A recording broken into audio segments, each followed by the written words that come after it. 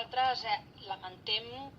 el fet de no tenir una declaració en aquest ple i de no tenir una única moció per parlar d'un tema que ens preocupa.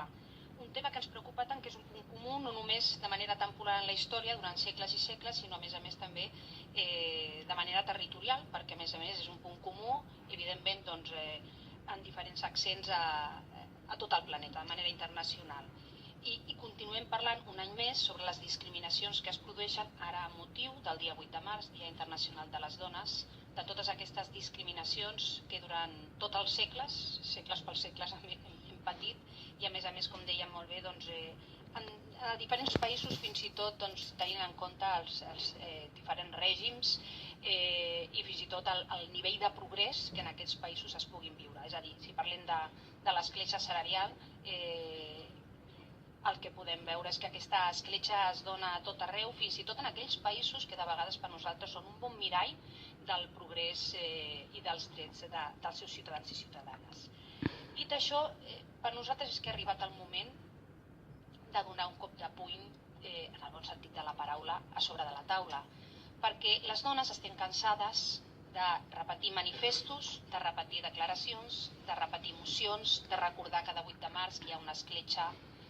salarial, de recordar cada 8 de març que es donen discriminacions en el món laboral, que encara assistim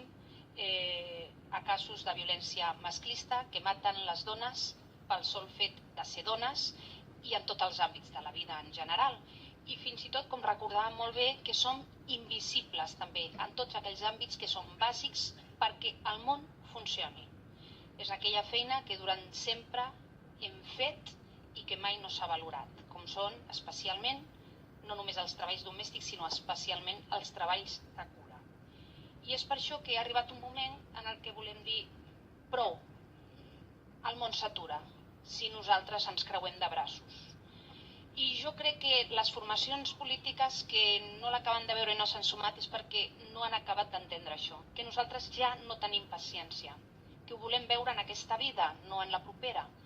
i que per tant necessitem que les coses passin però de manera molt més ràpida. De fet, repassava uns estudis en el que veia que aquesta escletxa salarial, aquesta bretxa salarial, ha augmentat en un punt el darrer any. Ha augmentat en un punt. O sigui, no és que mica en mica es vagi reduint d'una manera tan lenta que necessitaríem 500 anys per la seva reducció, sinó que ha augmentat. Per tant, va d'això. Aquesta vaga, que no és una vaga laboral o de 2 hores o de 8 hores en funció de qui convoca, perquè nosaltres qualsevol format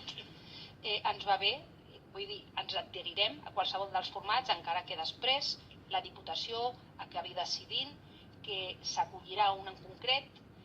o qualsevol dels nostres ajuntaments, els ajuntaments que representem també ho farem, però l'important sobretot no és només aquesta vaga laboral, és una vaga de tot, ho explicava molt bé la diputada que m'ha precedit en l'ús de la paraula. Nosaltres el que volem fer és creuar-nos de braços aquell dia perquè algú se n'adoni que si ens creuem de braços, les dones del món, efectivament, el món no funciona. Perquè és una cosa